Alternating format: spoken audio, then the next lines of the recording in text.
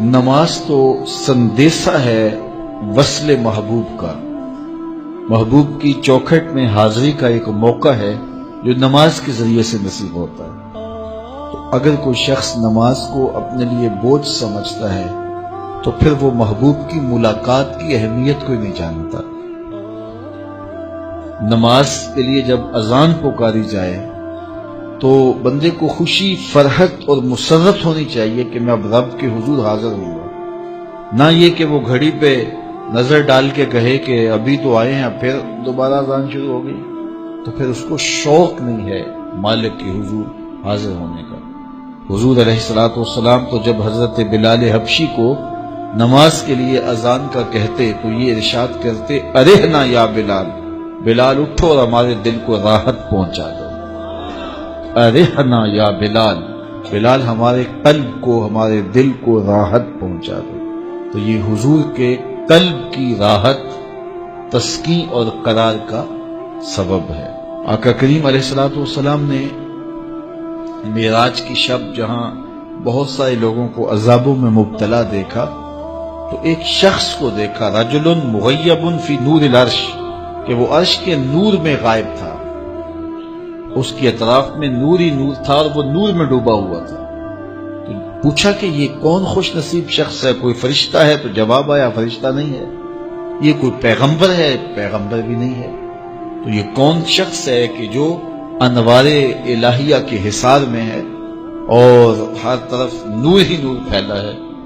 تو جواب ملا کہ آپ کی امت کا یہ وہ فرد ہے جس میں 3 خوبیاں تھیں۔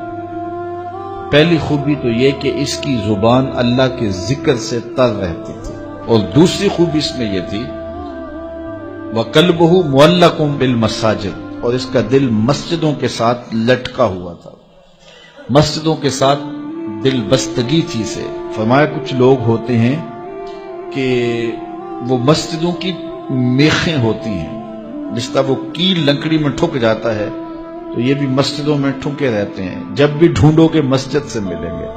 فرمایا کبھی یہ لوگ بیمار پڑ جائیں اور مسجد میں حاضر نہ ہو سکیں تو اللہ کے کچھ فرشتے ہیں جو ان کی عیادت کرنے کے لیے ان کے گھروں میں جاتے ہیں۔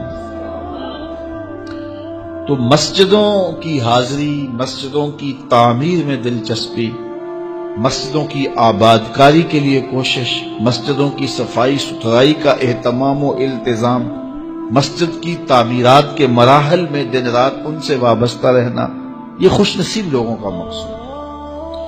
فرمایا کہ اللہ کے گھر وہی تعمیر کرتے ہیں جو اللہ اور پچھلے دن پر ایمان لاتے ہیں۔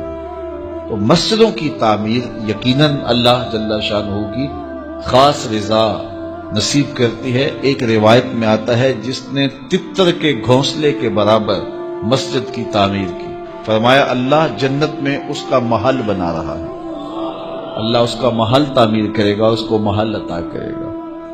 تو یہ تعمیر مسجد یہ خوش نصیب لوگوں کا مقصود ہے۔ تو مسجدوں کی آبادی اور مسجدوں میں وابستہ رہنا اور دل بستہ ہونا مساجد کے ساتھ، یہ خوش نصیب لوگوں کا مقصود ہے۔ تو بدبخت لوگوں کو یہ سعادت نصیب نہیں ہوتی۔ اچھا، تیسری بات فرمایا کہ جو اس شخص کی خوبی ہے، یہ آج تک اپنے والد گرامی اور اپنی والدہ ماجدہ کو گالی کا سبب نہیں بنا، یعنی کبھی اس نے کوئی ایسا فعل نہیں کیا کہ لوگوں نے کہا کہ یہ کس ماں باپ کا بیٹا ہے اور لوگوں نے اس کے ماں باپ کو برا کہا ہو اس کی وجہ سے۔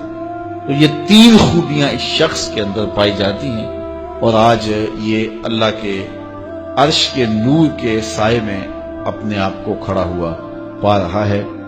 تو جن کے سر نماز سے گوجل رہیں، مسجد کی حاضری جن کے لیے شوق ہو اور مسجد میں آتے ہی نکلنے کے لیے کوئی راستے ڈھونڈ رہے ہوں، تو انہیں اپنے اندر اترنا چاہیے۔ لائک کیجئے اگر یہ ویڈیو آپ کو اچھی لگی ہے تو، کمنٹ کیجئے اگر آپ کی کوئی رائے ہے یا سوال ہے، شیئر کیجئے اپنے دوستوں کے ساتھ بھی۔